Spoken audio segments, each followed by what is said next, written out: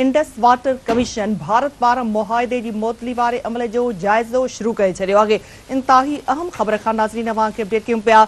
Indus water commission Bharat पारां मुआहदे की मुअतली वारे अमल जो जायज़ो शुरू करे छॾियो आहे। परॾेही वज़ारत पाणी वसीलनि वारी वज़ारत ऐं इंडस कमीशन जे माहिरनि ते ॿधल थिंक टैंक ठहण जो इम्कान आहे। ज़रिए जो चवणु आहे त थिंक टैंक पारां मुआहदे जी मुअतली बाबति राय काबीना खे ॾिनी वेंदी। वज़ीर आज़म शहबाज शरीफ़ माहिरनि जी राय ते क़तई फ़ैसिलो कंदो। अहम ख़बर ही अवां सां शेयर कयूं पिया। इंडस वाटर कमीशन भारत पारां मुआहदे जी मुअतली वारे अमल जो जायज़ो शुरू करे छॾियो आहे। परॾेही वज़ारत पाणी वसीलनि वारी वज़ारत ऐं इंडस कमीशन जे माहिरनि ते ॿधल थिंक टैंक ठहण जो इम्कान आहे। ज़रिए जो चवणु आहे त थिंक टैंक पारां मुआहदे जी मुअतली बाबति राय काबीना खे ॾिनी वेंदी। वज़ीर आज़म शहबाज शरीफ़ माहिरनि जी राय ते क़तई फ़ैसिलो कंदो। इंतहाई अहम ख़बर खां अवां खे नाज़रीन अपडेट कंदा पिया हलूं।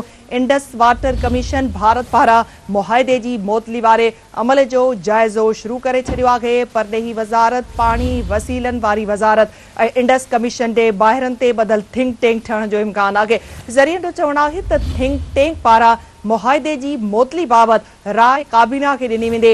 वज़ीर आज़म शहबाज शरीफ़ माहिरनि जी राय ते क़तई फ़ैसिलो कंदो। इंडस वाटर कमीशन भारत पारां मुआहदे जी मुअतली वारे अमल जो जायज़ो शुरू करे छॾियो आहे।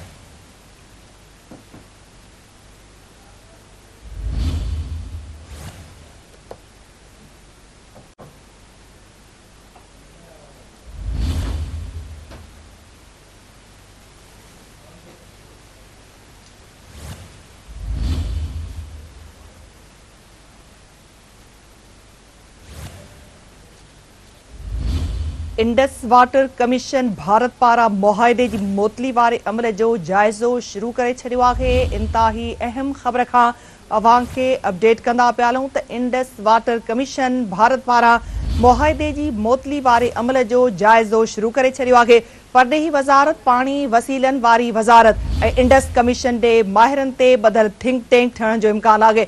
ज़रिए जो चवणु आहे त थिंक टैंक पारां मुआहदे जी मुअतली बाबति राय काबीना खे ॾिनी वेंदी।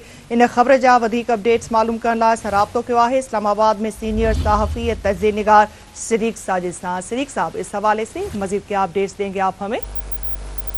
जी बिल्कुल, एक थिंक टैंक जो है वो इंडस वाटर कमिश्नर वजारत खारजा और वजारत आबी वसाइल के ऊपर आला अफसरान और आबी माहिरीन पर मुश्तमिल जो है वो बनाने का हंगामी बुनियादों पर फैसला किया गया है, जो कि अपनी सिफारिशात जो है वो वज़ीर आज़म और वफाकी काबीना को देगा और फिर वज़ीर आज़म उनका जो है वो बज़ाब्ता तौर पर उनकी मंजूरी देते हुए ऐलान करेंगे।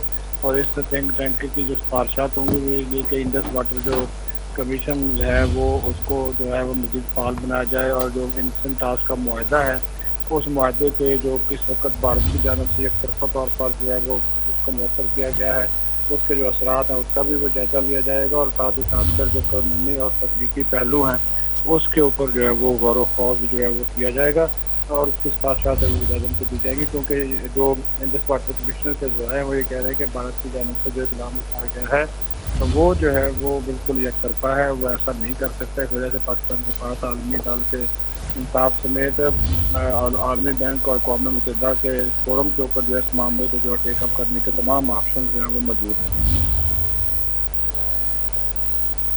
बहुत शुक्रिया सिद्दीक़ साहब अपडेट करने के लिए।